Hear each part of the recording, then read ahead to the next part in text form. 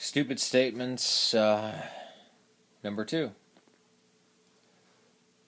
The night at the Council of Nicea, Constantine decided on which books, or the bishops, it was there that they decided on which books would be in the New Testament and which ones wouldn't. And they burned the other Gospels that were heretical. At the Council of Nicea, they decided on the Trinity. At the Council of Nicea,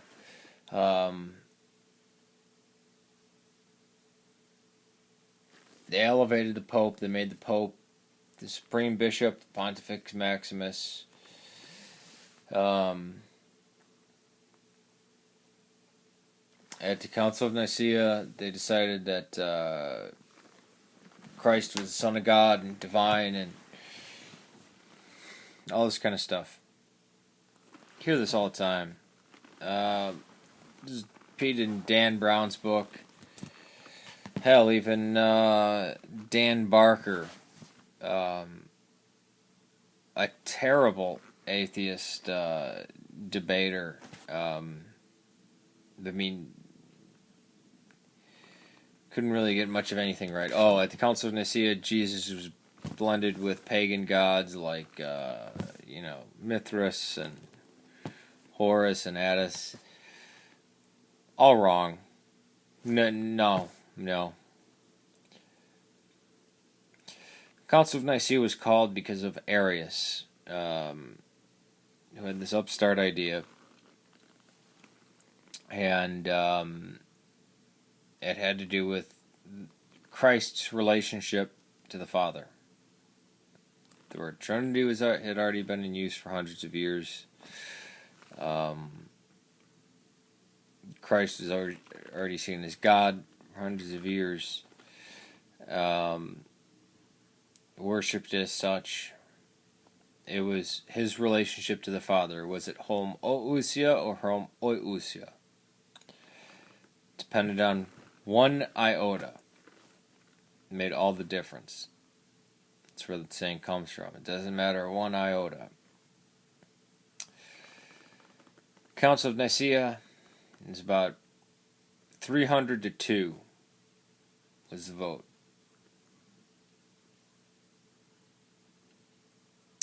Overwhelming. Initially, most agreed with Arius, but when they actually heard what he had to say, they're like, no. This is right after the Great Persecution. So many people at Nicea were missing limbs. There was a character there whose feet were actually burned in fire so long that they were cooked and the bones were falling out of his feet. People with their eyes gouged out. The Pope of Rome wasn't there. In fact, the Pope of Rome hated Constantine. He sent 2 representatives, 2 priests, not even bishops. So it was all Eastern bishops. And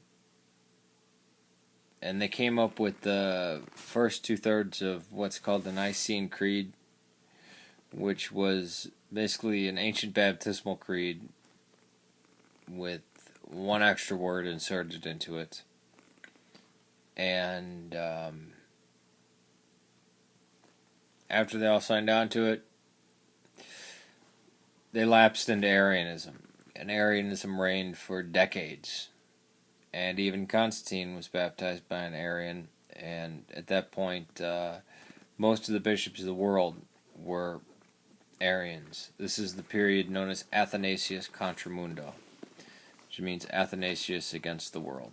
There were other holdouts too, like Spiridon of Corfu, and the man we know as Saint Nicholas or Nicholas of Smyrna. He actually got up after hearing what Arius had said, punched Arius right across the face. Because, you had 300 years of persecution and martyrdom.